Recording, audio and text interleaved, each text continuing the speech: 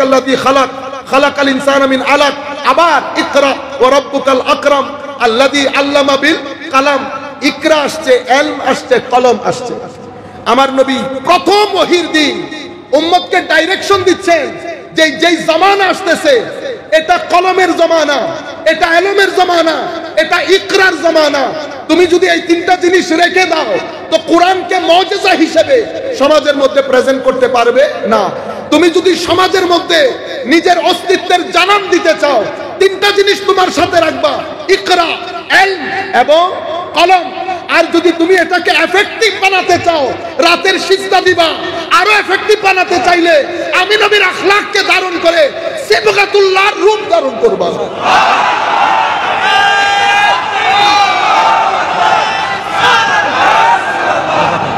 সম্মানিত উপস্থিতি, আমার নবী সাল্লাল্লাহু আলাইহি ওয়াসাল্লাম পার্সোনালিটি কেমন ছিলেন দেখেন।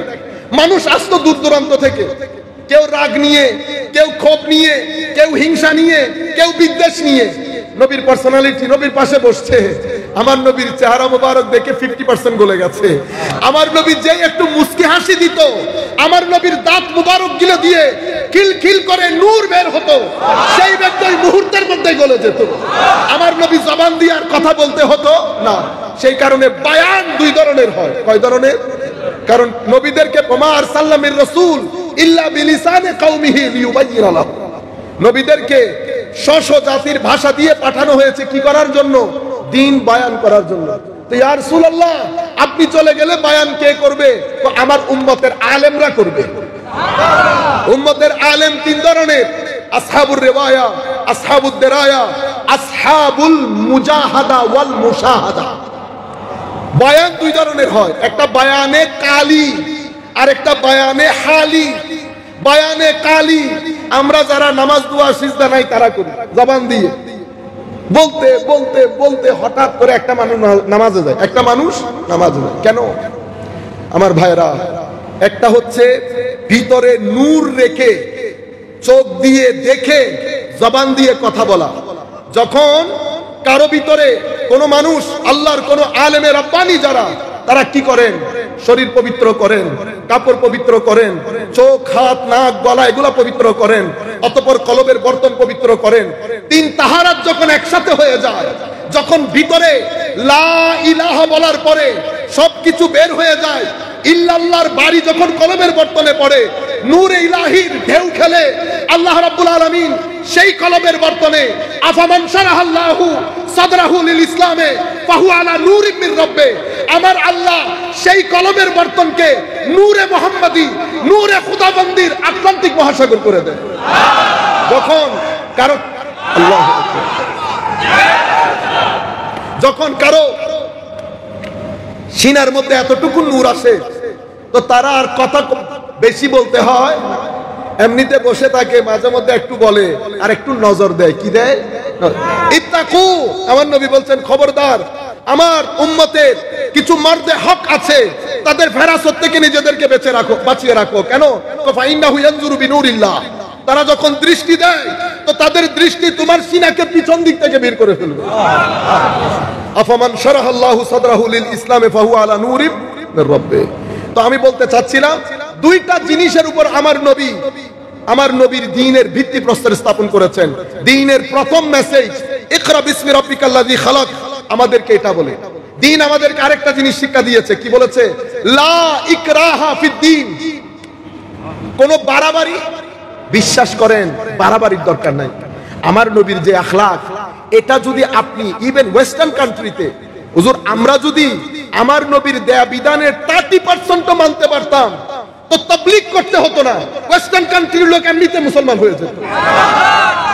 দলে দলে মুসলমান যেভাবে হয় ওয়েস্টার্ন যুবক যুবতীরা। কিন্তু দুঃখের বিষয় হচ্ছে, একটা প্রশ্ন আমাকে বারবার কনফিউজ করে। আমি প্রত্যেককে জিজ্ঞেস করি, দ্বীন কবুল করার পরে কেন কবুল করেছেন?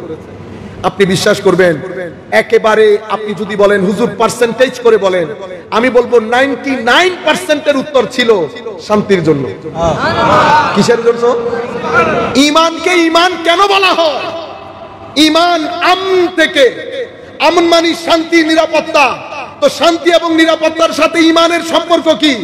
ঈমানের সম্পর্ক হচ্ছে আমার ভাইরা, কিছু প্রশ্ন সেদিন থেকে আজকের দিন পর্যন্ত মানুষকে ডিস্টার্ব করে। শেষ পর্যন্ত এই প্রশ্নগুলো নিয়ে মানুষ আত্মহত্যা পর্যন্ত করে। ওয়েস্টার্ন কান্ট্রিতে এই আত্মহত্যা করার লোক অনেক বেশি। সেটা কি? আমি কেন এসেছি, কোথায় যাব, কে পাঠিয়েছেন, মারা যাওয়ার পরে কি হয়, আমার ভিতরে কি আছে যেটা বের হয়ে গেলে আমি নিস্তব্ধ হয়ে যাই। আমি আমার মাকে কবর দিয়েছি, আমার মার সাথে কি আমার আর দেখা হবে না? কেন দেখা হবে না? উনি কি বের হয়ে যাওয়ার কারণে উনি স্তব্ধ হয়ে গেলেন? যেটা বের হয়ে গেছে সেটা কোথায় থাকে, সেটার সাথে আমার সম্পর্ক কি? যিনি বানিয়েছেন ওনার সাথে আমার সম্পর্ক কি? উনি কোথায় থাকেন, উনাকে কোথায় পাবো? এর পরবর্তীতে ভালো কি মন্দ কি, ইউনিভার্স কি, আমি কোথায় আছি, তাবৎ প্রশ্নগুলো সেদিনও মানুষকে ডিস্টার্ব করেছে, আজকেও মানুষকে ডিস্টার্ব করে। উপস্থিত বাংলাদেশ সরকার কর্তৃক আয়োজিত ঈদে মিলাদুন্নবী সাল্লাল্লাহু আলাইহি ওয়াসাল্লাম উপলক্ষে অনুষ্ঠিত আজকের এই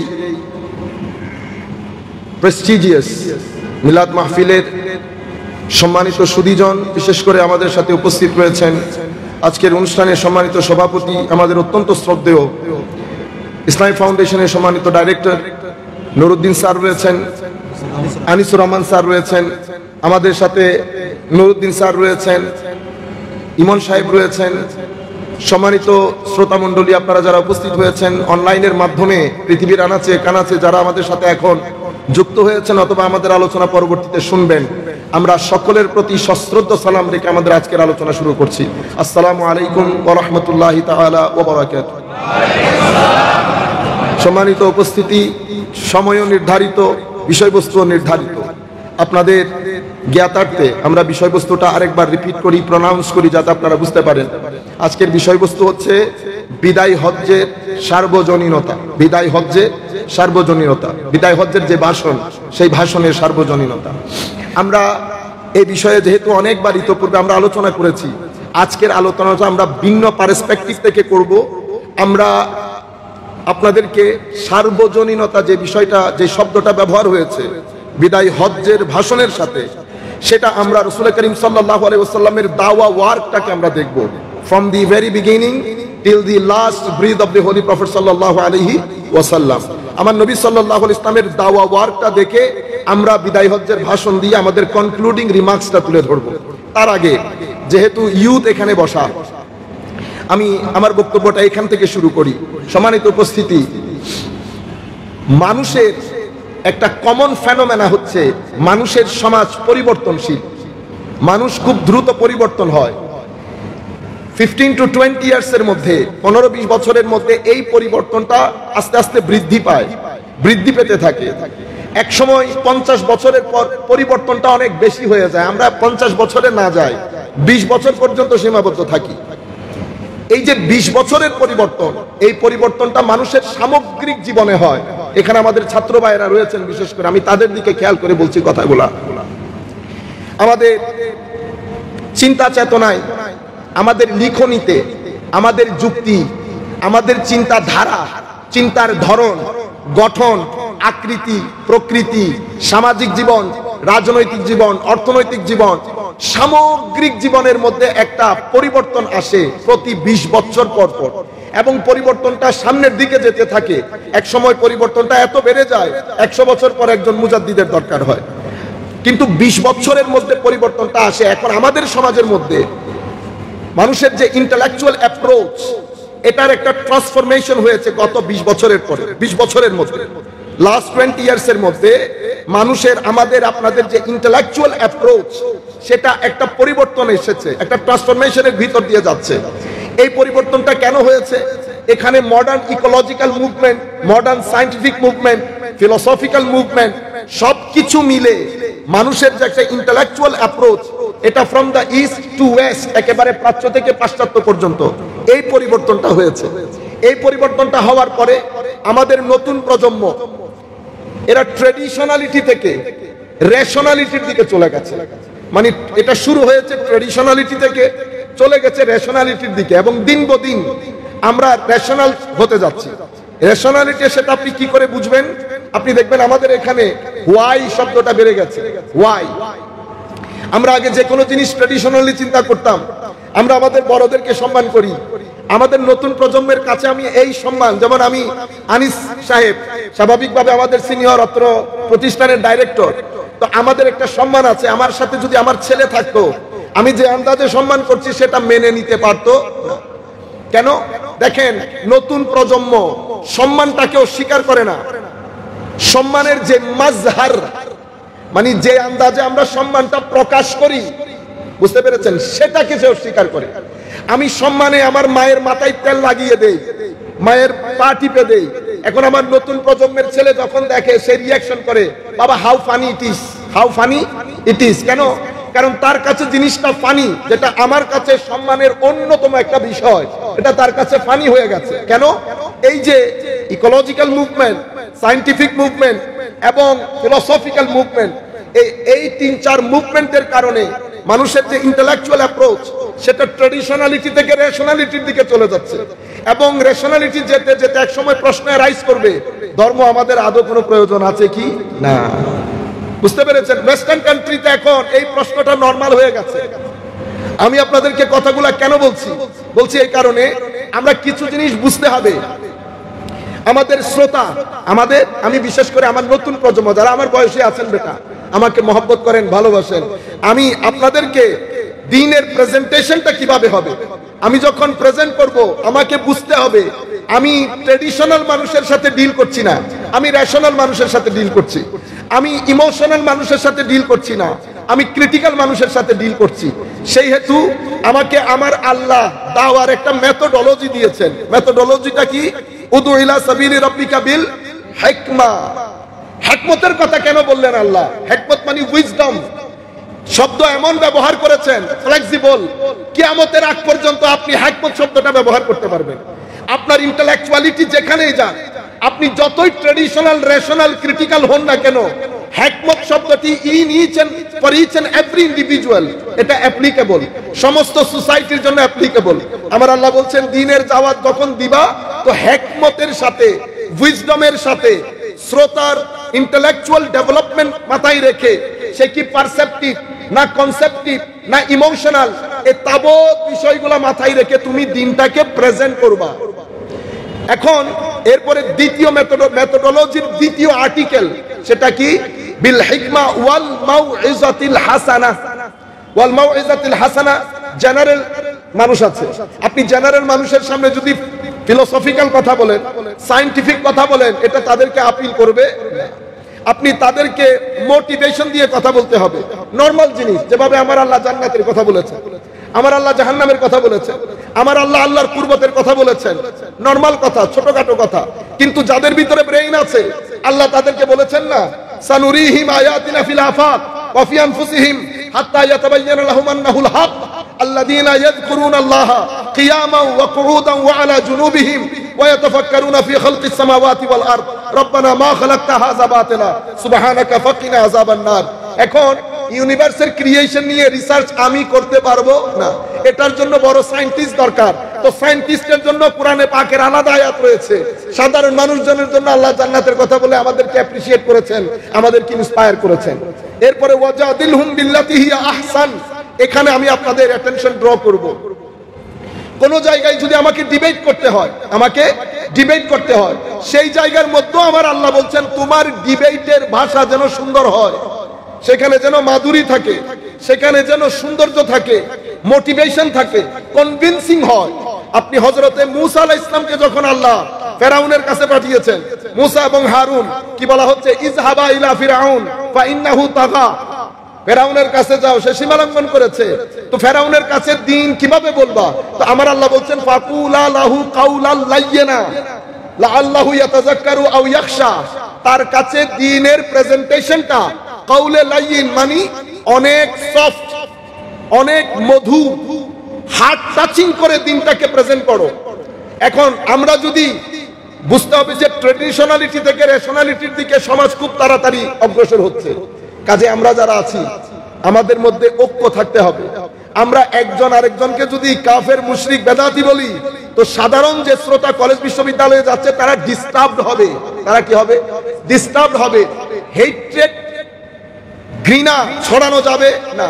আপনি কি করবেন?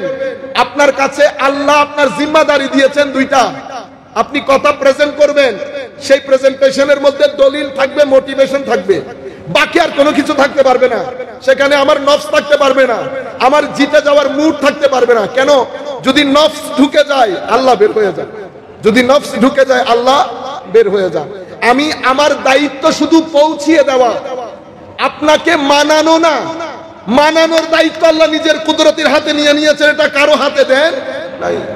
আপনারা বুঝতে পেরেছেন? তাহলে মাজহারে মহব্বতের কথা বলেছি, মহব্বত আপন জায়গায় আছে, মাজহারের মধ্যে ফারাক আছে। সাহাবায়ে কেরামের মহব্বতের মাজহার দেখেন নাই? সাহাবায়ে কেরাম আমার নবীকে মহব্বত করতেন না? মহব্বত করতেন না? মহব্বত না করে উপায় নাই, এটা আসলুল ঈমান, রুকনুল ঈমান। মাজহার কি ছিল? আমার নবীর থুতু মুবারক নিয়ে মুখে আর বুকে লাগানো, এটা in the history of mankind কোন প্রজা তাদের রাজার ক্ষেত্রে ভালোবাসার এই প্রকাশ দেখা নাই। নবী পাকের চুল মুবারক সংরক্ষণ করা, ঘাম মুবারককে আতর হিসেবে ব্যবহার করা, এটা হচ্ছে মাজহারে মুহাব্বত, মাজহারে মুহাব্বত। যাই হোক, আমি এমনিতে এটা প্রাইমারিলি আপনাদেরকে বললাম একটা সচেতনতা তৈরি করার জন্য। মনে রাখবেন, এই ক্ষেত্রে আমরা যদি আমাদের গবেষণার ক্ষেত্রে, লেখাপড়ার ক্ষেত্রে আমরা যদি শুধু ট্রেডিশনাল থেকে যাই, তাইলে আমি রেশনাল মার্কেটে আমার প্রোডাক্ট বিক্রি করতে পারবো না। আমাকে কি করতে হবে? রেশনাল বিষয়গুলো কিছুটা লেখাপড়া করতে হবে, তাহলে আমি রেশনাল মার্কেটে গিয়ে কথাবার্তা বলতে পারবো। বিদায় হজ্জের ভাষণ, বিদায় হজ্জের ভাষণ মানবতার ইতিহাসে সেদিন একটা ঈদের দিন, একটা খুশির দিন। সমাজের মধ্যে যারা অধিকার বঞ্চিত ছিল, সমাজের মধ্যে যাদের সমাজের মধ্যে হাহাকার ছিল, অধিকার বঞ্চিত, অপেক্ষাকৃত নিষ্পেষিত গরিব জনতার জন্য একটা ঈদের দিন, খুশির দিন ছিল। কেন? আমার নবী 23 বছরের তাবলীগে দ্বীনের পরে একেবারে শেষ সময়ে এসে পৃথিবীতে একটা নতুন ওয়ার্ল্ড অর্ডার ঘোষণা করেন বিদায় হজ দিয়ে, বিদায় হজ্জের ভাষণ দিয়ে। এটা পৃথিবীর একটা নতুন ওয়ার্ল্ড অর্ডার, আপনি মনে করতে পারেন a new world order in the history of mankind. এই ওয়ার্ল্ড অর্ডারের মধ্যে কিসের ভিত্তিতে? হিউম্যান রাইটস এর উপর, ইকুয়ালিটির উপর, জাস্টিসের উপর, মানুষের মৌলিক অধিকারের উপর হুজুর করিম সাল্লাল্লাহু আলাইহি ওয়াসাল্লাম অ্যানাউন্স করেছেন, পুরা বিশ্ববাসীর জন্য করেছেন। সেই জিনিসটাকে আমরা বুঝতে হলে আমরা আমার নবী সাল্লাল্লাহু আলাইহি ওয়াসাল্লামের তাবলীগের শুরুর দিক থেকে চলে যায়। সম্মানিত উপস্থিতি, মানুষ, আমরা এখানে যতগুলো মানুষ বসা, আমরা রঙের দিক থেকে ভিন্ন, চিন্তা চেতনার দিক থেকে ভিন্ন। পৃথিবীর মানুষ যদি ধরি, ধর্মের দিক থেকে, রেসের দিক থেকে, কালারের দিক থেকে, ল্যাঙ্গুয়েজের দিক থেকে, চিন্তা চেতনার দিক থেকে, সংস্কৃতির দিক থেকে, ট্র্যাডিশনের দিক থেকে, সকল দিক থেকে মানুষ ভিন্ন, মানুষ ভিন্ন। এই ভিন্ন ভিন্ন মানুষগুলোকে এক সুতোয় বাঁধার জন্য, এক সুতোতে বাঁধার জন্য, এই ভিন্ন ভিন্ন মানুষগুলোকে এক রাস্তায় নিয়ে যাওয়ার জন্য, এই ভিন্ন ভিন্ন মানুষগুলোকে আল্লাহর হেদায়েতের বাণী শোনানোর জন্য এমন একজনের দরকার ছিল যিনি এমবডিমেন্ট অফ পিস হবেন, এমবডিমেন্ট অফ পিস, আপাদ মস্তক যিনি রহমত হবেন। আমার আল্লাহ সেই কারণে আমার নবীকে প্রেরণ করেছেন এবং আমার নবীর পুরা আমার নবীর যে পুরা স্ট্রাকচার, সেই স্ট্রাকচারের হেডলাইন বানিয়েছেন রহমাতুল্লিল আলামিন। কেন? কারণ রহমাতুল্লিল আলামিন ছাড়া এই ভিন্ন ভিন্ন মানুষগুলোকে একসাথে এনে নিজের লিডারশিপ প্রতিষ্ঠা করা এবং সকলের জন্য কাজ করা, সকলের কাছে হেদায়েতের বাণী পৌঁছিয়ে দেওয়া, এটা কোশ্চিনকালেও সম্ভব হতো। আমরা আমাদের একটা বাড়ির লোকজনকে একসাথে করতে পারি না, পারি?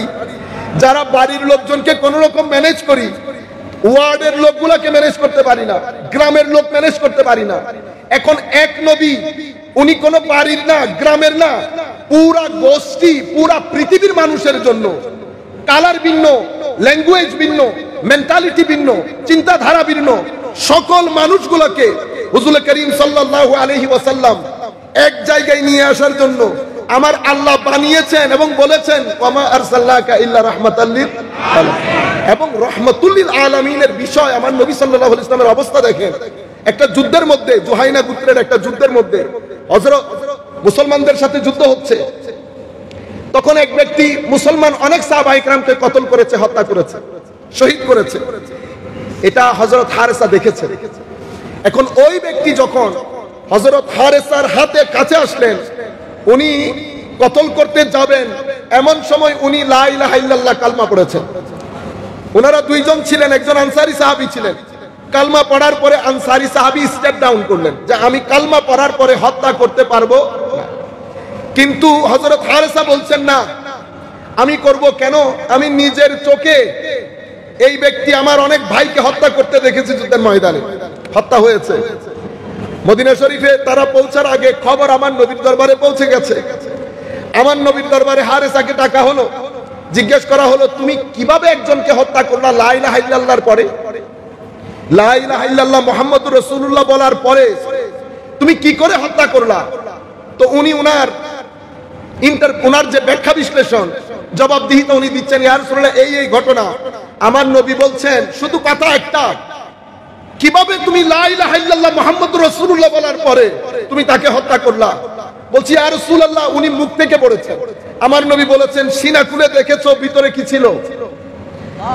তখন আমার নবী যখন বারবার বলছেন কিভাবে হত্যা করলা, কিভাবে হত্যা করলা, তখন হযরত হারেসা বলছেন আমার মন চাইছিল কাশ ওই দিনের পূর্বে আমি ইসলামই কবুল না করতাম, আমার জন্য ভালো ছিল। তখন উনি বলছেন ইয়া রাসূলুল্লাহ আমার জন্য দোয়া করেন, আল্লাহর দরবারে ইস্তেগফার করেন আমার জন্য। তখনও আমার নবী বলছেন কিভাবে হত্যা করলা। বুঝতে পেরেছেন? তাহলে মেসেজ কি? মেসেজ হচ্ছে উনি হত্যা করার জন্য আসেন নাই। যদি হত্যা করার জন্য আসতেন, পৃথিবীর চার্টারের মধ্যে যখন যুদ্ধবন্দীদেরকে হত্যা করা হতো এবং যুদ্ধের মধ্যে নির্বিচারে হত্যা করা হতো, সেই সময়ের মধ্যে আমার নবী যখন বাধ্য হয়েছেন যুদ্ধ করতে, সাহাবায়ে কেরামকে ডেকে বলছেন আমার সাহাবায়ে কেরাম, কোন শিশু হত্যা করা যাবে না, নারী হত্যা করা যাবে না, বৃদ্ধ মানুষ হত্যা করা যাবে না, শস্যক্ষেত্র জ্বালিয়ে দেওয়া যাবে না, কোন সিনাগোগ নন মুসলিমের কোন উপাসনালয় ধ্বংস করে দেওয়া যাবে না, কোন শস্যক্ষেত্র রেসিডেন্সিয়াল এরিয়া জ্বালিয়ে দেওয়া যাবে না। তো ইয়া রাসূলুল্লাহ হত্যা কাকে করব? যারা যুদ্ধের ময়দানে non combatant should not be killed. You can only kill and deal with those who are combatant in the battlefield. যারা যুদ্ধের ময়দানে তোমাদেরকে হত্যা করতে এসেছে, যুদ্ধ করছে, তাদেরকে ছাড়া বাকি কাউকে টাচ করা যাবে না। সেই কারণে আমার নবী সাল্লাল্লাহু আলাইহি ওয়াসাল্লামকে যখন মুনাফিকদেরকে বদদুয়া দিতে বলা হলো, আমার নবী বলছেন আমি লাআন হিসাবে আল্লাহ আমাকে প্রেরণ করেন নাই। আমি টোটাল কথাগুলো বলছি রাসূল পাক সাল্লাল্লাহু আলাইহি ইসলামের মেসেজটা বুঝার জন্য। আমার নবী সাল্লাল্লাহু আলাইহি ইসলামকে কি জন্য প্রেরণ করেছেন আল্লাহ, মেসেজটা কেমন ছিল, সম্পর্ক কেমন ছিল। ইহুদির লাশ যাচ্ছে, আমার নবী দাঁড়িয়ে গেছেন, সাহাবায়ে কেরাম জিজ্ঞেস করলেন ইয়া রাসূলুল্লাহ ইহুদির লাশ, আমার নবী বলেছেন মানুষ না ও কি মানুষ না? রাহমাতুল লিল আলামিন। আমার নবীর দরবারে ভিক্ষা করার জন্য, সাহায্যের জন্য শুধু মুসলমান আসতো না, নন মুসলিমও আমার নবীর দরবারে ভিক্ষার জন্য আসতেন। আমার নবীকে ওযুর পানি দিতেন একটা ইহুদির ছেলে। ইমাম আহমদ ইবনে হাম্বল ওনার মুসনাদের মধ্যে রওয়ায়াতটা এনেছেন, আমাদের সহিহ হাদিসের কিতাবের মধ্যে রওয়ায়াত এসেছে। আমার নবী কি বলেছেন? তুমি ইহুদির ছেলে, ইউ শুড গেট লস্ট। আমার নবী বলেন নাই, আমার নবী বলেন নাই। তাহলে আমরা মেসেজটা বুঝার জন্য, এই মেসেজের মধ্যে যে একটা সার্বজনীনতা শুরু থেকে ছিল, আমি একটার পর একটা আপনাদেরকে বলে যাব। পুরো বিষয়টা তুলে ধরার পরে আমরা বিদায় হজ্জের ভাষণের মধ্যে আসব। সম্মানিত উপস্থিতি, পুরো মেসেজটা বুঝার জন্য আপনি যদি দ্বীন শব্দের অর্থের দিকে যান, তো দ্বীন ইসলামের যে মেসেজ, এটা ইজিলি আপনি বুঝতে পারবেন। একটা সিভিল সোসাইটি তৈরি করার জন্য একটা আইন লাগে, একটা প্রশাসন লাগে, আইনের সুষ্ঠু প্রয়োগ লাগে, জবাবদিহিতা লাগে। এটার মাধ্যমে একটা সিভিল সোসাইটি তৈরি হয়। আমাদের ধর্মের নাম দ্বীন, আমাদের ধর্মের নাম ইন্না দীনা ইনদাল্লাহিল ইসলাম। তো দ্বীন শব্দের অর্থ কোরআনে পাকের মধ্যে অনেক অর্থে ব্যবহৃত হয়েছে, সেদিকে গেলে আরেকটা দরজা খুলে যাবে। সব আমাদের সাবজেক্ট নির্ধারিত, আমরা শুধু আমাদের রেলেভেন্স অংশটুকু নেব। দ্বীন মালিকি ইয়াউমিদ দ্বীন, এখানে দ্বীন শব্দের অর্থ অ্যাকাউন্টেবিলিটি। অ্যাকাউন্টেবিলিটি, আপনি যাই করেন ইউ আর অ্যাকাউন্টেবল। আপনি এখানে যা মন চাই করতে পারবেন না। একটা সিভিল সোসাইটির মধ্যে you are accountable. You cannot do anything you want. You are not allowed, আপনি যা মন চাই করতে পারবেন না। তো দ্বীনের একটা অর্থ কি? অ্যাকাউন্টেবিলিটি, জবাবদিহিতা। সেজন্য কিয়ামতের দিনকে জবাবদিহিতার দিন বলে, মালিকি ইয়াউমিদ্দিন। দ্বীনের আরেকটা অংশ লাকুম দীনুকুম ওয়ালিয়া দীন, মানে হচ্ছে সামগ্রিক জীবন ব্যবস্থা। একটা দেশের আইনের মধ্যে আপনার জীবনে যা কিছু প্রয়োজন সবকিছুর বিধান তৈরি করে। তো এখানে আমার দ্বীনের মধ্যে সামগ্রিক জীবন ব্যবস্থা রয়েছে। আর কোরআনে পাকের মধ্যে এই দ্বীন শব্দটি আরেক জায়গায় ল অফ অ্যান অথরিটি অর্থে ব্যবহৃত হয়েছে। যেমন আলা দীনিল মালিক, আলা দীনিল মালিক ইউসুফ আলাইহিস সালামের ওই রাজার ক্ষেত্রে ব্যবহৃত হয়েছে। তার মানে এখানে একটা আইন আছে, সে আইন মানতে হবে, সেটার একটা জবাবদিহিতা আছে। তাহলে সিভিল সোসাইটি তৈরির জন্য যেই যেই ইনগ্রেডিয়েন্ট গুলা দরকার, সেই ইনগ্রেডিয়েন্ট গুলা দ্বীন শব্দের ভিতরেই আছে। সেই কারণে এখন একটা বড় ইন্টারেস্টিং কথা আপনারা বুঝতে পারবেন। এই কারণে আমার নবী ইয়াসরিবে যখন পদার্পণ করলেন, ইয়াসরিবে আমার নবী কদম রাখার দেব, ইয়াসরিব দ্বীনের সাথে নিসবত হওয়ার কারণে মদিনা হয়ে যায়। আল্লাহ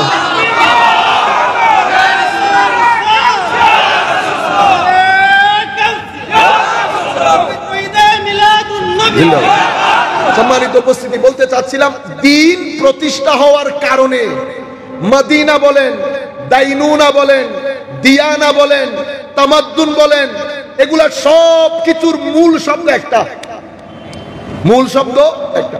তাইলে দ্বীন প্রতিষ্ঠা হয়েছে, সেই কারণে মদিনা হয়েছে। মদিনা বাংলাতে আমরা শহর বলি, ইংরেজিতে টাউন বলি। এটাকে আপনি বলতে পারেন, যদি আমি গ্রিক ফিলোসফি ল্যাঙ্গুয়েজে বলি, সিটি স্টেট। কি বলে? City state. তো মদিনা দ্বীন প্রতিষ্ঠা হওয়ার কারণে সিটি হয়ে গেছে। তার মানে এখানে এখন থেকে যা মন চাই করতে পারবেন। এখানে একটা আইন আছে, আইনের একজন প্রণেতা আছে, এখানে জবাবদিহিতা আছে, এখানে সমতা আছে। আইন আমার নবী দিয়েছেন মিসাকে মদিনা দিয়ে। মিসাকে, the first ever written constitution in the history of mankind, মানবতার ইতিহাসের প্রথম লিখিত সংবিধান। 47 আর্টিকেলস দিয়ে আমার নবী একটা সংবিধান রচনা করে পুরো মদিনা শরীফ, যেটা ইতোপূর্বে ইয়াসরিব ছিল, যখন যা মন চাই তা করত। কথায় কথায় গৃহযুদ্ধ লাগতো, কথায় কথায় মানুষ হত্যা হতো। এহেন পরিস্থিতির মধ্যে দ্বীন প্রতিষ্ঠা হয়েছে, মানে কি? ল প্রতিষ্ঠা হয়েছে, অ্যাকাউন্টেবিলিটি প্রতিষ্ঠা হয়েছে, কমপ্লিট কোড অফ লাইফ প্রতিষ্ঠা হয়েছে। এই দ্বীনের কারণে ইয়াসরিব হয়ে গেছে মদিনা, ইয়াসরিব হয়ে গেছে Medina. The most safest territory in the history of mankind. আমার নবী মদিনায় কদম দেওয়ার সাথে সাথে মদিনায়ে মুনাওয়ারা পৃথিবীর অন্যতম নিরাপদ শহরে পরিণত হয়। কেন? দ্বীন প্রতিষ্ঠা হওয়ার কারণে। এখানে আরেকটা জিনিস পুরো কনসেপ্ট ক্লিয়ার করার জন্য, দ্বীনের মধ্যে ইনগ্রেডিয়েন্ট তিনটা। কয়টা? তিনটা। তিনটা স্তম্ভের উপর দ্বীন দাঁড়িয়ে আছে। হাদিসে জিবরিল আপনারা অনেকেই পড়েছেন, অনেকে জানেন। হাদিসে জিবরিলের মধ্যে তিনটা জিনিসের সংমিশ্রণকে, তিনটা জিনিসকে একত্রে আমার নবী বলেছেন দ্বীন। ঈমান, ইসলাম, ইহসান। ঈমান, ইসলাম, ইহসান। ঈমান বিশ্বাসগত দিক, ইসলাম অনুশীলনের দিক, ইহসান আপনার moral, ethical, spiritual aspect of your life. আপনারা বুঝতে পেরেছেন? নামাজের যেমন একটা আয়াত পড়লে বুঝতে পারবেন আমি ইহসান বিষয়টা কি। পবিত্র কোরআনের মধ্যে আল্লাহ বলেছেন, কদ আফলাহাল মুমিনুন আল্লাযীনা হুম ফি সালাতিহিম খাশিউন। মুসলমান মুমিন সফল হয়েছে কারা? যাদের নামাজের মধ্যে খুশু আছে। কি আছে? খুশু। খুশু মানে কি? খুশু অর্থ হচ্ছে আপনি যখন আল্লাহর দরবারে দাঁড়িয়েছেন, আপনি ভিতর বাহির, আপনার ভিতর থেকে মহান আল্লাহর দরবারে দাঁড়িয়েছেন, এটা মাথায় এসে যখন আপনার ভিতর জগৎ কেঁপে উঠবে, আপনার ভিতর জগতের যে কনসেন্ট্রেশন, সেটা যখন নামাজ থেকে বাইরে যাবে না, আপনি যখন ভিতর এবং বাহির থেকে ফুললি নামাজের মধ্যে ফোকাস করবেন, ওটাকে বলা হয় খাশিউন। কি বলা হয়? খাশিউন। ফিকার কিতাব যদি আপনি পড়েন, তো ফিকার কিতাব শুরু হয় কিতাবুত তাহারা দিয়ে। কি দিয়ে? তাহারা দিয়ে। কারণ তাহারা 4 গ্রেডের হয়। কয় গ্রেডের? দেয়ার আর 4 গ্রেডস অফ তাহারা। টপ যেটা গ্রেড, এটা আমি বাদ দিলেও এটা যেহেতু বড়দের গ্রেড, এটা আমরা বলো গুনাহ। 3 গ্রেডের কথা বলি। ফুকাহায়ে কেরাম শুধুমাত্র ডিল করে শরীর পাক, কাপড় পাক। এটা হচ্ছে ফুকাহায়ে কেরামের তাহারা। ইহসান যেটা আল্লাহর ওলিরা ডিল করে, সেটা হচ্ছে ভিতর জগতের তাহারা। যতক্ষণ পর্যন্ত ভিতর জগতের তাহারাত নিশ্চিত না করবেন, তো খাশিউন হওয়া সম্ভব হয় না। ভিতর জগতের তাহারাত মানে একটা তো কাপড় পাক, একটা শরীর পাক। কিন্তু আমার আল্লাহ চোখ দিয়েছেন, চোখকে অশ্লীলতা থেকে পবিত্র করতে হবে। যুবকদেরকে বলছি বিশেষ করে, আমাকে আল্লাহ 5 ফ্যাকাল্টি অফ সেন্সেস দিয়েছেন। হাত দিয়েছেন, চোখ দিয়েছেন, মুখ দিয়েছেন, আমাকে পা দিয়েছেন। এই তাবৎ সেন্সেস গুলা, পারসেপশন গুলা, সেন্স অফ পারসেপশন গুলা, আমি যদি এগুলার তাহারাত নিশ্চিত না করি, তো আমার ভিতর জগতের তাহারাত নিশ্চিত হবে না। আপনি ওযু দিয়ে শরীর পরিষ্কার করলেন, কিন্তু চোখকে অশ্লীলতা থেকে পবিত্র করলেন না, জবানকে গীবত গালিগালাজ থেকে পবিত্র করলেন না, হাতকে সুদ নেওয়া ঘুষ নেওয়া থেকে পবিত্র করলেন না, তো অপবিত্রতা আপনার ভিতরে রয়ে গেছে। আপনি এগুলা থেকে পবিত্র করলেন, কিন্তু ভিতরে হিংসা রয়ে গেছে কলবের বর্তনে, ভিতরে অহংকার রয়ে গেছে, ভিতরে অশ্লীল চিন্তা চেতনার আসর রয়ে গেছে, ভিতরে কৃপণতা রয়ে গেছে। এই তাবৎ জিনিসগুলা ভিতরের অপবিত্রতা। অশ্লীলতা দেখা চোখের অপবিত্রতা। আপনি শুধু একটা অপবিত্র করলেন, বাকিগুলা একটা পবিত্র করলেন, বাকিগুলা অপবিত্র রেখে দিলেন। আপনি বছরের পর বছর নামাজ পড়বেন, আপনি রুকুর স্বাদ পাবেন না, আপনি সিজদার স্বাদ পাবেন না। সিজদার মধ্যে ঘুঙিয়ে ঘুঙিয়ে আপনার কান্না আসবে না। চোখ বন্ধ করলে অন্ধকার দেখা আপনার জিন্দেগি থেকে যাবে না। নামাজ আপনাকে ভদ্র করবে না, নামাজ সহনশীল করবে না, নামাজ আপনাকে গর্হিত কাজ থেকে বাঁচিয়ে রাখবে না। আমাদের রিথিং করা দরকার যে আমার নামাজ আমার ব্যক্তি জীবনে কেন কোনো কাজ করছে না। কারণ আমি পবিত্রতা কিছু করেছি, কিছু ছেড়ে দিয়েছি, কিছু করেছি, কিছু ছেড়ে দিয়েছি।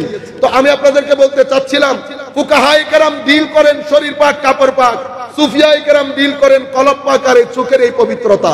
সেই কারণে সুফিয়ায়ে কেরামের কিতাব শুরু হয় কিতাবুত তাওবা দিয়ে, ফুকাহায়ে কেরামের কিতাব শুরু হয় কিতাবুত তাহারা দিয়ে। একজনের তওবা দিয়ে কিতাব শুরু করে, আরেকজন তাহারাত দিয়ে কিতাব শুরু করে। এই ক্ষেত্রে মুহাদ্দিস কুল শিরোমণি ইমাম নববী রাহমাতুল্লাহি আলাইহি ওয়া নাফা'না বিউলুমিহি ফিদ দারাইনি আমিন, উনি এই ক্ষেত্রে ওনার কিতাব রিয়াদুস সালিহিনের মধ্যে মিক্সচার করেছেন। ফুকাহা এবং সুফিয়া দুইটার মধ্যে উনি ফালুদা বানিয়েছেন। কি বানিয়েছেন? অনেক মজার জিনিস, কিন্তু ফালুদা ভালো দোকান থেকে খাইলে অনেক দারুণ। ফালুদা বানিয়েছেন। দুইটার সংমিশ্রণ উনি ওনার কিতাবের মধ্যে, আপনি যদি চ্যাপ্টার গুলা দেখেন বুঝতে পারবেন।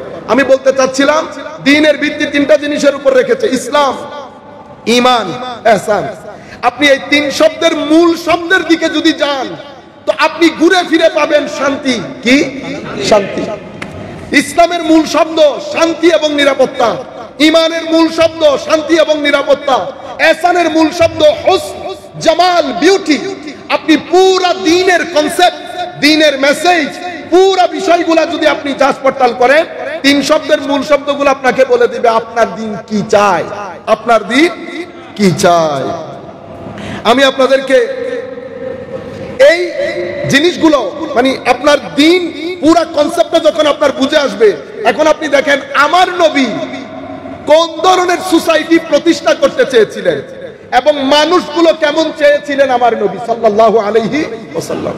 হুজুরে করিম সাল্লাল্লাহু আলাইহি ওয়াসাল্লাম যেই সিটি প্রতিষ্ঠা করেছেন, সেগুলার মানুষকে আমার নবী সাল্লাল্লাহু আলাইহি ওয়াসাল্লাম যে আন্দাজে সাজিয়েছেন, তার মূল প্রিন্সিপাল যদি আমি আপনাদেরকে বলি, তাহলে বলতে হবে যে আমার নবী সাল্লাল্লাহু আলাইহি ওয়াসাল্লাম পুরা সমাজের ভিত্তিপ্রস্তর স্থাপন করেছেন নলেজের উপর। কিসের উপর? দেখেন, আকীদার বিষয়গুলো তো আমরা জানি, আকীদার বিষয়গুলো আমরা জানি। আমি আপনাদেরকে ক্রাক্স বলছি, মূল বিষয় স্থাপন করেছেন নলেজের উপর, লাভ, প্রেম, মহব্বতের উপর, মডারেশন, অতঃপর মিউচুয়াল রেসপেক্ট, ইকুয়ালিটি, জাস্টিস এবং হিউম্যান রাইটস। এই কয়েকটা প্রিন্সিপালের উপর আমার নবী সাল্লাল্লাহু আলাইহি ওয়াসাল্লাম দ্বীনের ভিত্তিপ্রস্তর স্থাপন করেছেন, দ্বীনের ভিত্তিপ্রস্তর স্থাপন করেছেন। হুজুর কারীম সাল্লাল্লাহু আলাইহি ওয়াসাল্লাম কি বলেছেন দেখেন না, লা তাহাসাদু ওয়ালা তাবাগাদু ওয়ালা তাদাবারু। আমার নবী বলছেন না, আমার এই সমাজের মধ্যে পরস্পর হিংসা হবে না, একজন আরেকজনকে পিছ দিয়ে চলবে না। ওয়াকুনু ইবাদাল্লাহি ইখওয়ানা, মানুষের সাথে ভাই ভাই ভ্রাতৃত্বের বন্ধনে আবদ্ধ হয়ে এই সোসাইটি চলবে। মনে রাখবেন, আমার নবীর দেওয়া বিধানের মধ্যে উই ছিল। কি ছিল? উই, ডাব্লিউ ই, উই, আমরা। কি? আমরা। আমার নবীর এই দেওয়া বিধানের মধ্যে কোঅপারেশন ছিল। কি ছিল? কোঅপারেশন, সহযোগিতা। আপনি যখন আমার নবীর দেওয়া বিধান থেকে বের হবেন, তো আপনি উই এর মধ্যে থাকতে পারবেন না, এটা আই হয়ে যাবে। কি হয়ে যাবে? আই। যখন সোসাইটির মধ্যে আই প্রতিষ্ঠিত হয়, তো সোসাইটি কোঅপারেশন থেকে বের হয়ে কম্পিটিশনের দিকে চলে যায়। সোসাইটির মধ্যে এখন আমরা কি করি?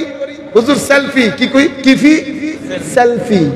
ছবির মধ্যে পর্যন্ত আনা আমি চলে এসেছে। আমরার কনসেপ্ট আর মনে রাখবেন, দ্বীন আমরার কনসেপ্ট দেয়, দ্বীন কোঅপারেশনের কনসেপ্ট দেয়।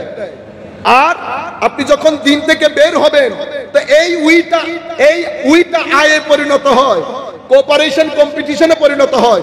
সোসাইটির মধ্যে যখন আই অতঃপর কম্পিটিশন হয়, তো সোসাইটির মধ্যে ডিপ্রেশন আসে। কি আসে? ডিপ্রেশন। আপনি সোসাইটিকে ফ্রাস্ট্রেশন থেকে বাঁচাতে পারবেন না। কেন? কারণ সোসাইটি অতি আই কেন্দ্রিক এবং কম্পিটিশন কেন্দ্রিক হওয়ার কারণে কলবের যে বর্তন সেটা লক হয়ে যায়। কি হয়ে যায়? লক। যখন আপনি জিক্রে ইলাহি বন্ধ করে দেবেন, তিলাওয়াতে কোরআন বন্ধ করে দেবেন, সহযোগিতা বন্ধ করে দেবেন, আপনি লাখ চেষ্টা করবেন, আপনার ভিতরকে আপনি আনলক করতে পারবেন না। আল্লাহু ইয়াকবিদু ওয়া ইয়াবসুতু ওয়া ইলাইহি তুরজাউন। আল্লাহ সুবহানাহু ওয়া তাআলা is he who expands and constricts your heart. Expansion of your heart and condensed of your heart depends on the pleasure of Almighty Allah. আল্লাহর সন্তুষ্টি, আল্লাহ যদি এটাকে এক্সপ্যান্ড করেন, এক্সপ্যান্ড হয়। আল্লাহ যদি কনডেন্সড করেন, কনস্ট্রিক্ট করেন, কনস্ট্রিক্ট হয়ে যায়। হার্ট যদি আল্লাহ কনস্ট্রিক্ট করে দেন, কখন করেন? যখন আপনার জিন্দেগি থেকে জিক্রে ইলাহি খতম হয়ে যায়, তিলাওয়াতে কোরআন খতম হয়ে যায়। পাঞ্জেখানা নামাজ আমরা আসি, আমাদের নওজোয়ান নসল বেটা আমরা বুকে হাত দিয়ে বলি, শেষ কোনবার কোরআনে পাকের তিলাওয়াত করেছি? এমন একটা কিতাব, আপনি যদি আমাকে বলেন এই কিতাব নিয়ে নাসাতে যেতে, আল্লাহর ইজ্জতের কসম বিন্দু পরিমাণ হেজিটেশন হবে না আমার কিতাব নাসাতে নিয়ে যেতে। কেন? আমার কোরআন নাসার জন্য মুজিজা, আমার কোরআন হারবার্ডের জন্য মুজিজা। সেদিনও মুজিজা ছিল, আজকেও মুজিজা আছে। কিন্তু আমরা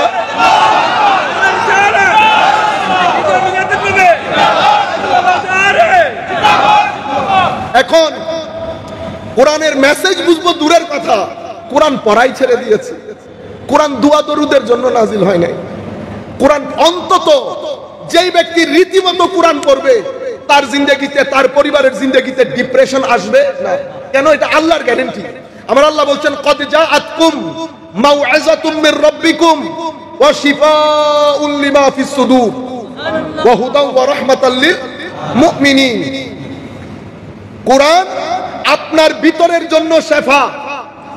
2014 এর মধ্যে WHO ঘোষণা করেছেন যে বর্তমান বিশ্বে মানুষের সাফারিংস এর পেছনে, ক্যান্সার বলেন, ব্রুটাল কিলিং বলেন, অ্যান্টি সোশ্যাল বিহেভিয়ার বলেন, সব কিছুর পেছনে মূল দায়িত্ব, মূল রেসপন্সিবল কজ হচ্ছে ডিপ্রেশন।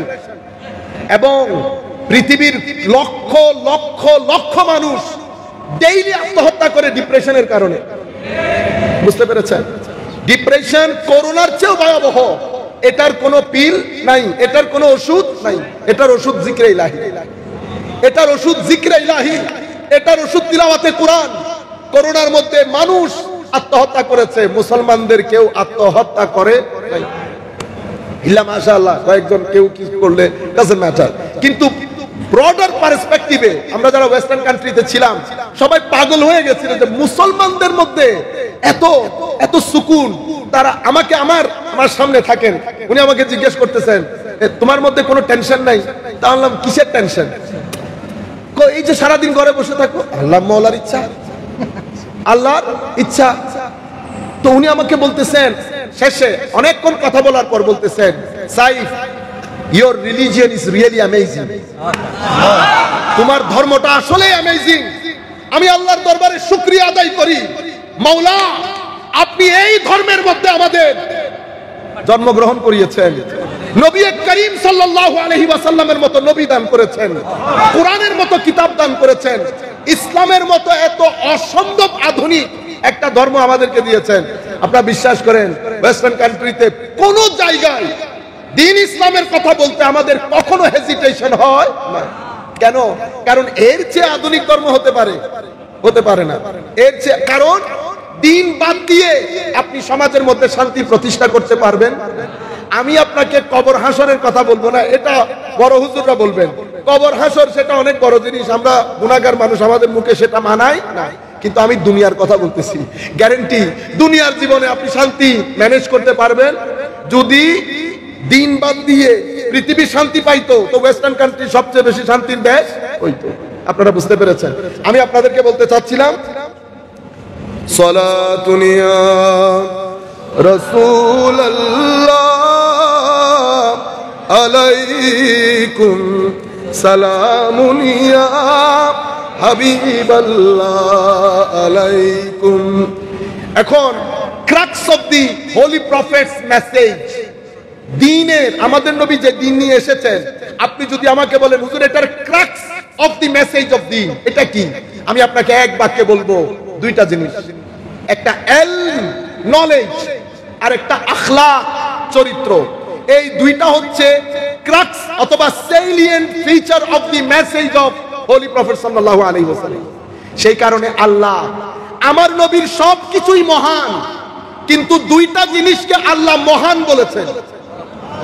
এক, আমার নবীর জ্ঞানকে, জ্ঞানকে বলেছেন আজিম, ওয়া আল্লামাকা মা লাম তাকুন তা'লাম ওয়া কানা ফাদলুল্লাহি আলাইকা আজিমা। জ্ঞানকে হাবিব যা জানতেন না সবকিছু জানিয়েছি। এখন আপনি যদি আমাকে জিজ্ঞেস করেন হুজুর আপনি কি জানেন না, তা আমি আপনাকে বলবো আমি তো কোনো কিছুই জানি না। আমি আসমান, জমিন, জমিনের ভিতরে কি আছে, আসমানের উপরে কি আছে, আর কুরসি, লৌহ, কলম, সমুদ্র, সমুদ্রের ভিতরে আমি তো কোনো কিছুই জানি না, ইউনিভার্স কোনো কিছুই জানি না। তো আমি তো আমার নবীকে আল্লাহ বলছেন ও আল্লামাকা মা লাম তাকুন তা'লাম, যা জানতেন না সবকিছু জানানো হয়েছে। এরপরে আমার আল্লাহ নিজে অ্যাপ্রিশিয়েট করছেন ওয়া কানা ফাদলুল্লাহি আলাইকা আযীমা। দ্বিতীয় আখলাক চরিত্র, যেটা আমাদের মধ্যে নাই। ওয়া ইন্নাকা লা আলা খুলুকিন আযীম। আমার নবীর আখলাক, আমার নবীর ইলম, এই দুইটা জিনিসকে আল্লাহ আযীম বলেছেন।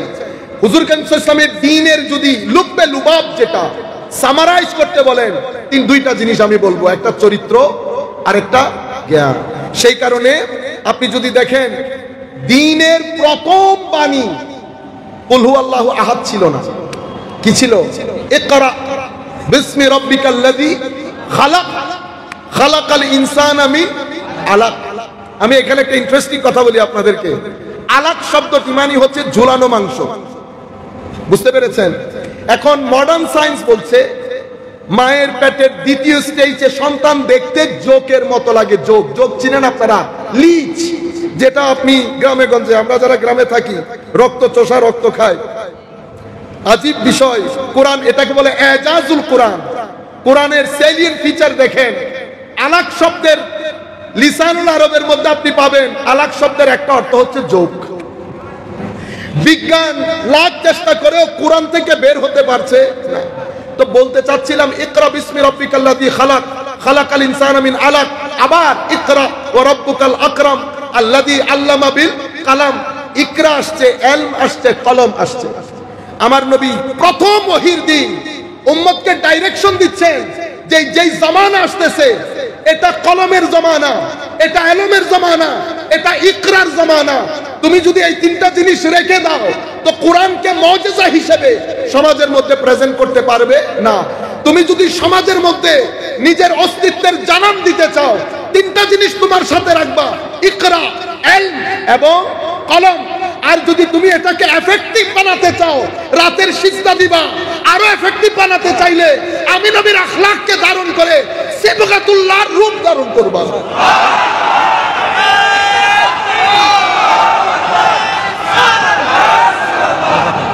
সম্মানিত উপস্থিতি, আমার নবী সাল্লাল্লাহু আলাইহি ওয়াসাল্লাম পার্সোনালিটি কেমন ছিলেন দেখেন। মানুষ আসতো দূর দূরান্ত থেকে, কেউ রাগ নিয়ে, কেউ ক্ষোভ নিয়ে, কেউ হিংসা নিয়ে, কেউ বিদ্বেষ নিয়ে। নবীর পার্সোনালিটি, নবীর পাশে বসছে, আমার নবীর চেহারা মোবারক দেখে 50% গলে গেছে। আমার নবী যে একটু মুস্কি হাসি দিত, আমার নবীর দাঁত মোবারক গুলো দিয়ে খিলখিল করে নূর বের হতো, সেই ব্যক্তি ওই মুহূর্তের মধ্যেই গলে যেত। আমার নবী জবান দিয়ে আর কথা বলতে হতো না। সেই কারণে বায়ান দুই ধরনের হয়। কয় ধরনের? কারণ নবীদেরকে ওমা আরসালনামির রাসূল ইল্লা বিলিসানি কওমিহি লিয়ুবায়্যিনা লাহুম, নবীদেরকে স্ব জাতির ভাষা দিয়ে পাঠানো হয়েছে কি করার জন্য? দ্বীন বয়ান করার জন্য। তো ইয়া রাসূলুল্লাহ, আপনি চলে গেলে বয়ান কে করবে? তো আমার উম্মতের আলেমরা করবে। উম্মতের আলেম তিন ধরনের: আসহাবুর রিওয়ায়া, আসহাবুদ দিরায়া, আসহাবুল মুজাহাদা ওয়াল মুশাহাদা। বয়ান দুই ধরনের হয়, একটা বয়ানে কালি আর একটা বয়ানে হালি। বয়ানে কালি আমরা যারা নামাজ দোয়া সিজদা নাই তারা করি, জবান দিয়ে বলতে বলতে বলতে হঠাৎ করে একটা মানুষ নামাজে যায়, একটা মানুষ নামাজে যায়। কেন আমার ভাইরা? একটা হচ্ছে ভিতরে নূর রেখে চোখ দিয়ে দেখে জবান দিয়ে কথা বলা। যখন কারো ভিতরে কোনো মানুষ, আল্লাহর কোনো আলেমে রাব্বানি যারা, তারা কি করেন? শরীর পবিত্র করেন, কাপড় পবিত্র করেন, চোখ হাত নাক গলা এগুলা পবিত্র করেন, অতঃপর কলবের বর্তন পবিত্র করেন। তিন তাহারাত যখন একসাথে হয়ে যায়, যখন ভিতরে লা ইলাহা বলার পরে সবকিছু বের হয়ে যায়, ইল্লাল্লাহর বাড়ি যখন কলবের বর্তনে পড়ে, নূরে ইলাহির ঢেউ খেলে, আল্লাহ রাব্বুল আলামিন সেই কলবের বর্তনে আফামান শারাহাল্লাহু সাদরাহু লিল ইসলামে ফাহু আলা নূরিম মির রাব্বে, আমার আল্লাহ সেই কলবের বর্তনকে নূরে মুহাম্মাদি, নূরে খুদাবন্দির আটলান্টিক মহাসাগর করে দেয়। যখন কারো আল্লাহু আকবার, যখন কারো সিনার মধ্যে এতটুকু নূর আসে, তো তারা আর কথা বেশি বলতে হয়, এমনিতে বসে থাকে, মাঝে মধ্যে একটু বলে আর একটু নজর দেয়। কি দেয়? ইত্তাকু। আমার নবী বলছেন, খবরদার, আমার উম্মতের কিছু মর্দে হক আছে, তাদের ফেরাসত থেকে নিজেদেরকে বেঁচে রাখো, বাঁচিয়ে রাখো। কেন? ফাইন্নাহু ইয়ানজুরু বিনুরিল্লাহ, তারা যখন দৃষ্টি দেয় তো তাদের দৃষ্টি তোমার সিনাকে পিছন দিক থেকে বের করে ফেলবে। আফামান শারাহাল্লাহু সাদরাহু লিল ইসলামে ফাহু আলা নূরিম মির রাব্বে। তো আমি বলতে চাচ্ছিলাম, দুইটা জিনিসের উপর আমার নবীর দ্বীনের ভিত্তিপ্রস্তর স্থাপন করেছেন। দ্বীনের প্রথম মেসেজ ইকরা বিসমি রাব্বিকাল্লাযী খালাক, আমাদেরকে এটা বলে। দ্বীন আমাদেরকে আরেকটা জিনিস শিক্ষা দিয়েছে। কি বলেছে? লা ইকরাহা ফিদ্দীন। কোন বাড়াবাড়ি, বিশ্বাস করেন বাড়াবাড়ির দরকার নাই। আমার নবীর যে আখলাক, এটা যদি আপনি ইভেন ওয়েস্টার্ন কান্ট্রিতে, হুজুর আমরা যদি আমার নবীর দেয়া বিধানের 30% মানতে পারতাম, তো তাবলীগ করতে হতো না। ওয়েস্টার্ন কান্ট্রির লোক এমনিতে মুসলমান হয়ে যেত। দলে দলে মুসলমান যেভাবে হয় ওয়েস্টার্ন যুবক যুবতীরা। কিন্তু দুঃখের বিষয় হচ্ছে, একটা প্রশ্ন আমাকে বারবার কনফিউজ করে। আমি প্রত্যেককে জিজ্ঞেস করি, দ্বীন কবুল করার পরে কেন কবুল করেছেন? আপনি বিশ্বাস করবেন, একেবারে আপনি যদি বলেন হুজুর পার্সেন্টেজ করে বলেন, আমি বলবো 99% উত্তর ছিল শান্তির জন্য। কিসের জন্য? ঈমানকে ঈমান কেন বলা হয়? ঈমান আমন থেকে, আমন মানে শান্তি, নিরাপত্তা। তো শান্তি এবং নিরাপত্তার সাথে ঈমানের সম্পর্ক কি? ঈমানের সম্পর্ক হচ্ছে আমার ভাইরা, কিছু প্রশ্ন সেদিন থেকে আজকের দিন পর্যন্ত মানুষকে ডিস্টার্ব করে। শেষ পর্যন্ত এই প্রশ্নগুলো নিয়ে মানুষ আত্মহত্যা পর্যন্ত করে। ওয়েস্টার্ন কান্ট্রিতে এই আত্মহত্যা করার লোক অনেক বেশি। সেটা কি? আমি কেন এসেছি, কোথায় যাব, কে পাঠিয়েছেন, মারা যাওয়ার পরে কি হয়, আমার ভিতরে কি আছে যেটা বের হয়ে গেলে আমি নিস্তব্ধ হয়ে যাই। আমি আমার মাকে কবর দিয়েছি, আমার মার সাথে কি আমার আর দেখা হবে না? কেন দেখা হবে না? উনি কি বের হয়ে যাওয়ার কারণে উনি স্তব্ধ হয়ে গেলেন? যেটা বের হয়ে গেছে সেটা কোথায় থাকে? সেটার সাথে আমার সম্পর্ক কি? যিনি বানিয়েছেন ওনার সাথে আমার সম্পর্ক কি? উনি কোথায় থাকেন? উনাকে কোথায় পাবো? এর পরবর্তীতে ভালো কি মন্দ কি, ইউনিভার্স কি, আমি কোথায় আছি, তাবৎ প্রশ্নগুলো সেদিনও মানুষকে ডিস্টার্ব করেছে, আজকেও মানুষকে ডিস্টার্ব করে। আপনি প্রশ্নগুলো থালিতে নিয়ে নাসাতে গেলেন, নাসা বলছে আমি ফিজিক্যাল সায়েন্সের লোক, মেটাফিজিক্স আমি ডিল করি না। হার্ভার্ডে যান, অক্সফোর্ডে যান, পৃথিবী যখন স্তব্ধ হয়ে গেছে তখন মসজিদ থেকে ইমাম ডাক দিয়েছে, রব্বানা ইন্নানা সামি'না মুনাদিয়ান ইউনাদি লিল ঈমান আন আমিনু বিরাব্বিকুম ফাআমান্না রব্বানা ফাগফির লানা যুনুবানা ওয়া কাফির আন্না সাইয়্যাতিনা ওয়া তাওয়াফানা মাআল আবরার। দিন ডাক দিয়েছে, কুল্লু নাফসিন যায়িকাতুল মাউত। দিন ডাক দিয়ে আপনাকে পাশে বসিয়ে আপনার প্রত্যেকটা প্রশ্নের স্যাটিসফ্যাক্টরি আনসার দ্বীনের পক্ষ থেকে গেছে। এই প্রশ্নগুলোর মাধ্যমে মানুষের অন্তরে প্রশান্তি আসে, মানুষ শান্তি হয়। সেই কারণে ঈমান থেকে, আমন মানে নিরাপত্তা, এই নিরাপত্তা এই প্রশান্তির কারণে ঈমানকে কি বলে? ঈমান বলে। আপনি বুঝতে পেরেছেন? কিন্তু আমরা এখানে থাকি বিদায় অনেক জিনিস আমরা জানি না। তো তারা তাদের প্রশ্নের উত্তর একটা, একমাত্র জিনিস প্রশান্তি, একমাত্র জিনিস শান্তি। সম্মানিত উপস্থিতি, হুজুরে করিম সাল্লাল্লাহু আলাইহি ওয়াসাল্লাম আবার আমাদেরকে নিষেধ করে দিয়েছেন। আমি কেন বলছি যে ইলম এবং আখলাক, লা তাসুবুল্লাযীনা ইয়াদউনা মিন দুনিল্লাহ, যারা তাদের প্রত্যেকের যার যার ধর্ম, কেউ কারো আপনি তাদের ধর্মের খোদাকে গিয়ে গালিগালাজ করবেন, লা ইকরাহা ফিদ্দীন, ধর্মের মধ্যে বাড়াবাড়ি করবেন না, লা ইয়ানহাকুমুল্লাহ, আমার আল্লাহ বলছেন যারা তোমাদেরকে রাষ্ট্র থেকে বের করে দিয়েছে, তোমাদের উপর জুলুম করেছে, তারা ছাড়া বাকি সবার সাথে আনতাবাররুহুম ওয়া তুকসিতু ইলাইহিম, তাদের সাথে সদ্ব্যবহার করবা, জাস্টিস প্রতিষ্ঠা করবা, ইন্নাল্লাহা ইউহিব্বুল মুকসিতিন। আপনারা বুঝতে পেরেছেন পুরো কনসেপ্টটা? এর পরবর্তীতে আপনি যদি বদরের যুদ্ধের দিকে তাকান, আজীব, আমার নবী বদরের যুদ্ধে যুদ্ধবন্দী হয়েছে, মুসলমানরা জিতে গেছে। কশিন কালেও কেউ বিশ্বাস করে নাই মুসলমানরা এভাবে জিতে যাবে। মুসলমানরা জিতলো, যুদ্ধবন্দী হলো। যুদ্ধবন্দীর আইন ছিল হত্যা করা, মানে all the war prisoner has to be killed, end of the story. কিন্তু আমার নবী সাল্লাল্লাহু আলাইহি ওয়াসাল্লাম, আমা আরসালনাকা ইল্লা রাহমাতাল লিল আলামিন, আমার নবী প্রথম যুদ্ধবন্দীদের জন্য অ্যামেন্ডমেন্ট করলেন ইন্টারন্যাশনাল লর মধ্যে, আন্তর্জাতিক যুদ্ধবন্দী আইনে প্রথম অ্যামেন্ডমেন্ট আমার নবী রাহমাতুল লিল আলামিনের করা সাল্লাল্লাহু আলাইহি ওয়াসাল্লাম। বলেছে না হত্যা হবে না। আমার নবী বলছে তোমাদের মধ্যে কেউ যদি ব্লাড মানি দিতে পারো, টাকা দিয়ে দিও। রাষ্ট্রের তো কোনো টাকা নাই, রাষ্ট্রের টাকার প্রয়োজন। এখন রাষ্ট্র ইচ্ছে করলে এদেরকে নিয়েও যেতে পারবে না, খাওয়াইতে পড়াইতে তো হবে। আমার নবী সাল্লাল্লাহু আলাইহি ওয়াসাল্লাম গোলাম বানানোর কথা বলেছেন, কিন্তু গোলামের জন্য শর্ত যেটা দিয়েছেন সেটা হলে আর গোলাম থাকে, তুমি যা খাবে তা খাওয়াবে, যা পড়বে তা পড়াবে, সাধ্যের বাইরে কষ্ট দেবে না। নাম গোলাম থাকলেও ইন এফেক্ট গোলাম নাই। আমার নবী সাল্লাল্লাহু আলাইহি ওয়াসাল্লাম যেটা বলতে চাচ্ছি, কুরাইশের ওই কাফেরদের মানুষজনকে ডেকে বললেন, তোমাদের মধ্যে যারা শিক্ষিত তারা যদি আমার মদিনার 10 জন বাচ্চাকে শিক্ষিত করতে পারো, এটা তোমাদের মুক্তিপণ। আপনি এই বিষয়টাকে পৃথিবীর হিস্ট্রির প্রথম লিটারেসি মুভমেন্ট বলতে পারেন। প্রথম লিটারেসি মুভমেন্ট, শিক্ষার জন্য আন্দোলন প্রথম আমার নবী করেছেন। তো বোঝা যায় না আমার নবী কি চাচ্ছিলেন সমাজের মধ্যে। সম্মানিত উপস্থিতি, এভাবে বলতে গেলে অনেক কিছু। আমি এখন জাফর বিন আবি তালেব, জাফর ইবনে আবি তালেব,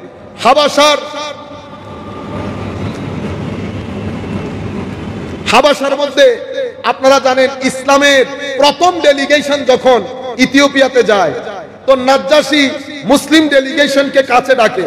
তখন আবু সুফিয়ান ইসলাম কবুল করেন নাই, উনার নেতৃত্বেও মক্কার কাফের কুরাইশদের পক্ষ থেকে একটা ডেলিগেশন সেখানে গিয়েছে। নাজ্জাশী বলছেন যে মুসলিম ডেলিগেশনকে ডাকো। তো হযরতে জাফর বিন আব্দুল্লাহ রাদিয়াল্লাহু আনহু উনি মুসলিম ডেলিগেশনের স্পোকসম্যান হিসাবে ওনাকে যখন জিজ্ঞেস করা হলো, একটু বলতে পারবা যে তোমরা মানে কোন দিনের কথা বলছো, তোমাদের ওখানে এত ফিতনা ফাসাদ কেন হচ্ছে? আপনি জাফর বিন আবি তালিবের যে বক্তব্য, ওই বক্তব্যের মধ্যে আপনি বুঝতে পারবেন বিদায় হজ্জের ভাষণের সার্বজনীনতা, আমার নবীর মেসেজের সার্বজনীনতা। উনি কি বলছেন দেখেন, রাজা উনি অ্যাড্রেস করে বলছেন, রাজা সাহেব কুন্না কওমান, আমরা ছিলাম জাহেলি যুগে, অন্ধকারাচ্ছন্ন যুগে আকীদার ক্ষেত্রে অন্ধকার, চরিত্রের ক্ষেত্রে অন্ধকার, এবং কুরাইশদের, মক্কার কুরাইশদের এই অবস্থা আশপাশের লোকজন ভালো জানতেন, ব্যাখ্যা করার প্রয়োজন ছিল না, যার কারণে ওনাদেরকে হিউম্যান রবিশ বলা হতো। কি হিউম্যান রবিশ মানে আচার আচরণ ব্যবহারে এত নিম্ন পর্যায়ের ছিল। আবার আপনারা এটা মনে করেন না সব দিক থেকে নিম্ন পর্যায়ে, ঠিক সেরকম না।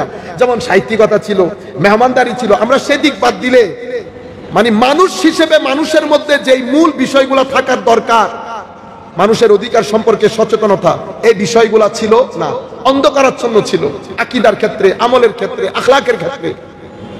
উনি এটা বলার পর বলছেন, না আবুদুল আসনাম ওয়া নাকুলুল মাইতা ওয়া নাতিল ফাওয়াহিশ, আমরা কি করতাম? মূর্তি পূজা করতাম। এই কোন জায়গায় পশু মরে পড়ে আছে সেগুলা কেটে কেটে খাইতাম, কেটে এনে বাসার মধ্যে খেতাম। ওয়া নাতিল ফাওয়াহিশ, আমাদের সমাজ অশ্লীলতায় ভর্তি ছিল। আমার ভাইরা, আরেকটা কথা আমাদের যুবকদেরকে বলি, অশ্লীলতা অস্থিরতা নিয়ে আসে। আপনি যদি স্থির হতে চান, শ্লীল হতে হবে। অশ্লীল জীবন যাপন মানুষকে অস্থির করে তোলে।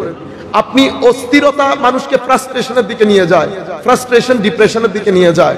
আপনি কেন নিজের জীবনকে বরবাদ করে দেবেন? কেন বরবাদ করবেন আমার ভাই? মনে রাখবেন, আমার নবী বলেছেন, যেই সমাজের মধ্যে অশ্লীলতা বেড়ে যাবে এবং একটা পর্যায়ে গিয়ে মানুষ সেটাকে প্রকাশ্যে করবে, আমার আল্লাহ সেই সমাজের মধ্যে এমন এমন রোগ বালাই দেবে যা তার পূর্ববর্তী জেনারেশন কখনো শুনেই নাই। অশ্লীলতা মানুষকে অস্থিরতার দিকে নিয়ে যায়। যাদের মধ্যে আমরা যাদের মধ্যে আছে, আল্লাহর দরবারে ইস্তেগফার করবেন প্রত্যেকবার। অনেক সময় আমরা তওবার উপর ইস্তেকামত থাকতে পারি না, নফসের ধোঁকা, শয়তানের ধোঁকা, দুনিয়ার ধোঁকা। আল্লাহর দরবারে দোয়া করবেন, ক্ষমা চাইবেন, ফরিয়াদ করবেন। 100 বার যদি আপনার থেকে এই ভুল হয়ে যায়, 100 বার আল্লাহর দরবারে তওবা করবেন, আমার আল্লাহ গ্যারান্টির সাথে আপনাকে ক্ষমা করে দেবে। বান্দা যখন গুনাহ করে আল্লাহর দরবারে হাত তুলে, আমার আল্লাহর রহমতের সাগরের মধ্যে ঢেউ এসে যায়। আমার আল্লাহ তো সেই দিন ফেরাউনকেও ক্ষমা করে দিত, ওই খবিস যদি সেই দিন ক্ষমা চাইতো। আমার আল্লাহ অতটুকুন পর্যন্ত, সে কারণে বলছে না, কুল ইয়া ইবাদিয়াল্লাযিনা আসরাফু আলা আনফুসিহিম, যারা সীমা লঙ্ঘন করেছো নিজেদের উপর, তোমরা ক্ষমা চাইতে দ্বিধাবোধ করবা না। আমার আল্লাহ গুনাহকারীকে না, তওবা যারা করে না তাদেরকে জালেম বলেছেন। ওয়ামান লাম ইয়াতুব ফাউলাইকা হুমুজ জালিমুন, তো যারা গুনাহ করার পর তওবা করে নাই তারাই জালেম। কেমন আল্লাহ ক্ষমা করে দেওয়ার জন্য কিভাবে উদ্গ্রীব থাকে দেখেন। বান্দা গুনাহ করবে, আমার আল্লাহ নবী বলছেন হাদিসে পাকের মধ্যে, তোমরা গুনাহ করে যদি তওবা না করতা বা গুনাহ বন্ধ করে দিতা, আমার আল্লাহ তোমাদেরকে সরিয়ে আরেকটা প্রজন্ম এনে দিতেন যারা গুনাহ করতো, আল্লাহর দরবারে তওবা করতো। আমার ভাইরা, আমরা ফেরেশতা না, আমরা গুনাহ করব, নফসের ধোঁকা আছে, শয়তানের ধোঁকা আছে, ইস্তেকামত থাকে না, করে ফেলি গুনাহ। আল্লাহর দরবারে ক্ষমা চাইবেন, তবে কিছু গুনাহ থেকে নিজেকে বাঁচিয়ে রাখবেন। খবরদার মানুষের উপর জুলুম করবেন না, মানুষের উপর মানুষকে ঠকাবেন না, মানুষের হক নষ্ট করবেন না।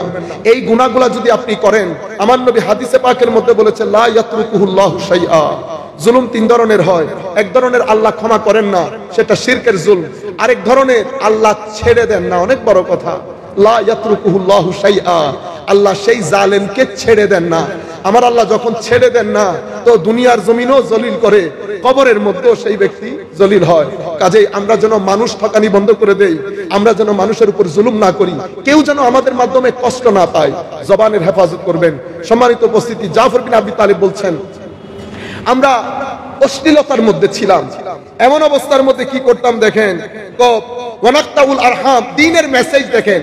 আমরা অশ্লীলতার সাথে ছিলাম, আমরা আত্মীয়তার সম্পর্কগুলো ছিন্ন করতাম কথায় কথায়, যে কোনো একটা পারপাজে। আমরা এখন আত্মীয়তার সম্পর্ক ছিন্ন করি না। বোনের সম্পর্ক দিতে, বোনের সম্পদ দিতে হবে বিদায়, বাবার ইন্তেকালের পরে বোনের সাথে আসা যাওয়া তো বন্ধ করি, টেলিফোনও বন্ধ করে দেই। আবার যদি তাই কিছু, আমার ভাইয়েরা, মানুষের হক যদি আপনি খান, আমি লিখে দিয়ে যাচ্ছি, হুজুররা উপস্থিত আছেন, 3 জেনারেশন কষ্ট পাবে। 3 generation, your 3 generations is going to be suffer, আপনি যদি কোনো মানুষের হক খান। সম্মানিত উপস্থিতি, এর পরবর্তীতে আমরা প্রতিবেশীকে কষ্ট দিতাম। আপনি দেখছেন দ্বীনের মেসেজ কি বোঝাচ্ছে। প্রতিবেশীকে কষ্ট দিতাম, আত্মীয়তার সম্পর্ক ছিন্ন করতাম, অশ্লীল কর্মকাণ্ডের মধ্যে ছিলাম। এর পরবর্তীতে আমাদের মধ্যে যারা শক্তিশালী, প্রভাবশালী, তারা গরিবের উপর জুলুম করতাম। পুরা দ্বীনের মেসেজ এসে যাচ্ছে। এমন অবস্থার মধ্যে ইয়াকুলু আল কাবিয়্যু মিন্নাদ দাঈফ ফাকানা আলা যালিকা হাত্তা বাআসাল্লাহু ইলাইনা রাসূলা। আমরা এই অবস্থার মধ্যে যখন আত্মীয়তার সম্পর্ক ছিন্ন, প্রতিবেশীর হক আদায় করতাম না, আমরা অশ্লীলতার মধ্যে নিমজ্জিত ছিলাম, আমাদের মধ্যে প্রভাবশালী গ্রুপ অপেক্ষাকৃত দুর্বল এবং অধিকার বঞ্চিত শ্রেণীর উপর জুলুম করত, এমন অবস্থা যখন চলছিল, মাওলাই করিম আমাদের মধ্য থেকে একজনকে রাসূল হিসেবে প্রেরণ করেন। তার পরিবার, তার রক্ত, তার পারিবারিক ঐতিহ্য, তার সত্যবাদিতা, তার ন্যায়পরায়ণতা, তার পবিত্রতা, তার সৌন্দর্য, তার সামগ্রিক বিষয় পুরা এলাকার মধ্যে প্রসিদ্ধ, পুরা এলাকার মধ্যে প্রসিদ্ধ।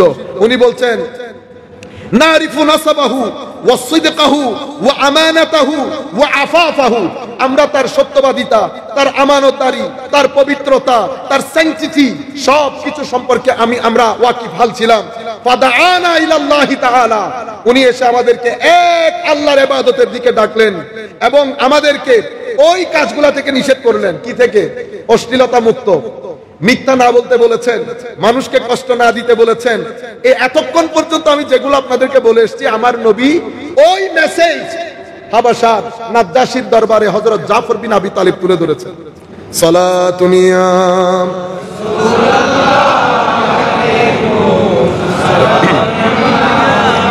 হাবিবাল্লাহ আলাই দিল है वो दिल जो तेरे यादों से मामूर रहा,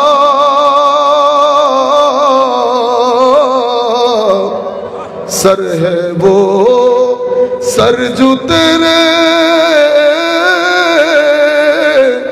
कदमों पे कुर्बान गया।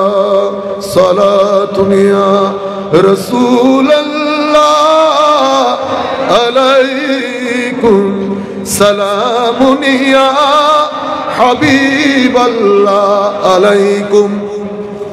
পরিস্থিতি এটা ছিল। আমরা আমাদের বক্তব্যের শেষ অংশে চলে এসেছি একেবারে, আর 5 মিনিটের মধ্যে আমরা শেষ করব। পরিস্থিতি এরকম ছিল।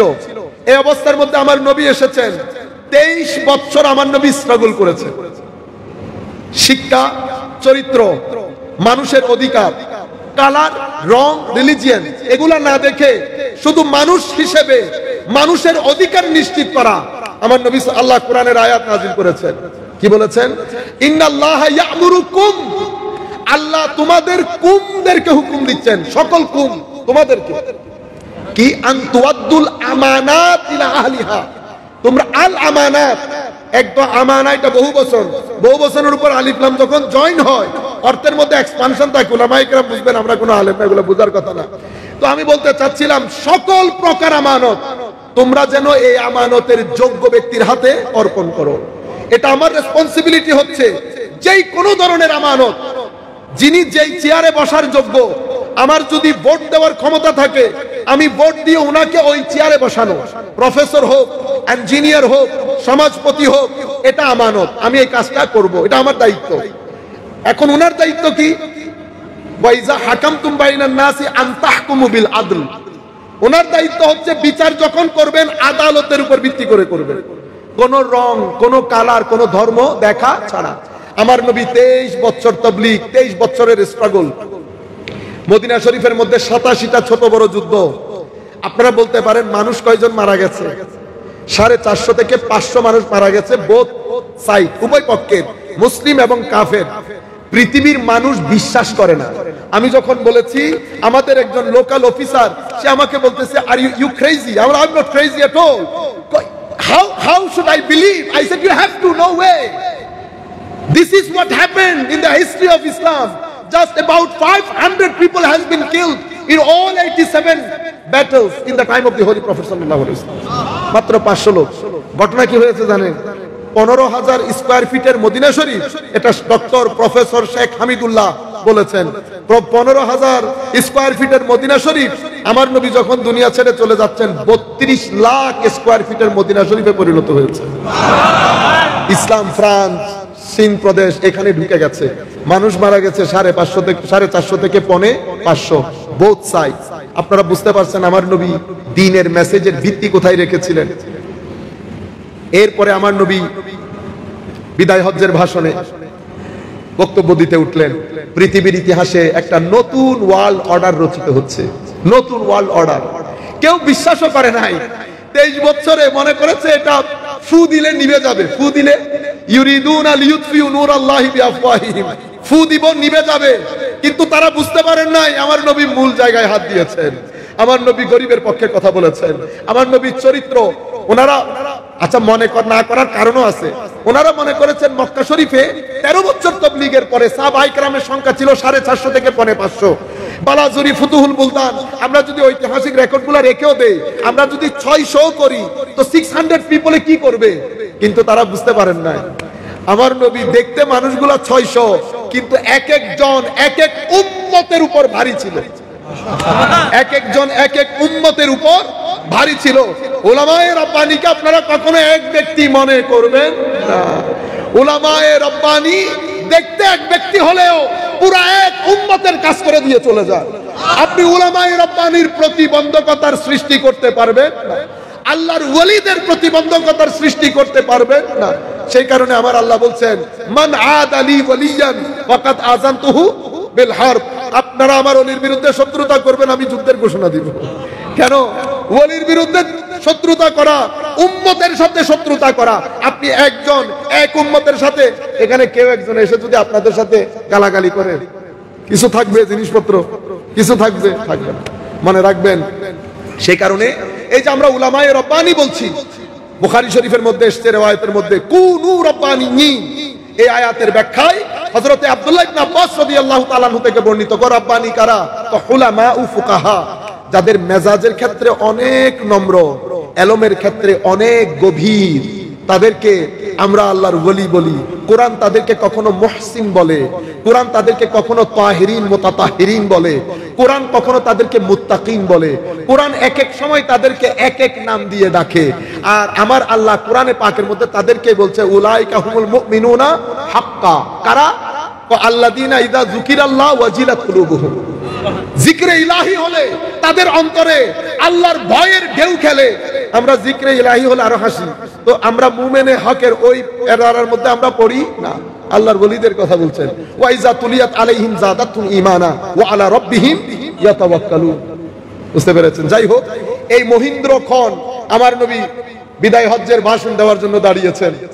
দাঁড়িয়ে আমার নবী এখন ইয়া আইয়ুহান নাস, পুরা পৃথিবী ধ্বনিত প্রতিধ্বনিত হচ্ছে। 23 বছরের মাথায় এটা কোন ধরনের আওয়াজ? আমার নবী আরাফার ময়দানে দাঁড়িয়ে কুল কায়নাতকে এলান করছেন ইয়া আইয়ুহান নাস, হে মানুষ, আজকে থেকে জুলম, অত্যাচার, ইনইকুয়ালিটি, ইনজাস্টিস যেই সমাজগুলো এগুলোর উপর বেস করে প্রতিষ্ঠিত হয়েছে, আমি আমার পায়ের নিচে দিয়ে সেই সমাজ ব্যবস্থাকে আমি পদধূলিত করে দিলাম। আজকে পৃথিবীর ইতিহাসে সভ্যতার নতুন সূর্যের উদয় হচ্ছে।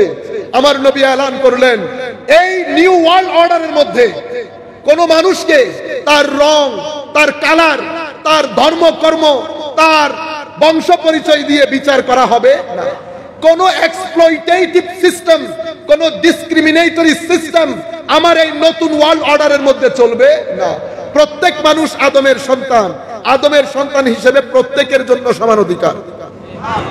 আমার নবী সাল্লাল্লাহু আলাইহি ওয়াসাল্লাম একটার পর একটা ঘোষণা দিলেন। এরপরে বলেছেন এক্সপ্লয়টেটিভ, আমার সমাজের মধ্যে মহাজনী যে সুদ প্রথা ছিল, যেটা আমার সমাজের গরিব মানুষকে নিষ্পেষিত করেছে, আমি আজকে এই ময়দানে দাঁড়িয়ে পৃথিবীর মানুষকে অ্যাড্রেস করে বললাম সেই মহাজনী সুদ প্রথার সিস্টেম আমি আমার কদমে তাহতা কাদামি হাজা, এই কদমের নিচে দিয়ে এটাকে পদদলিত করে দিলাম।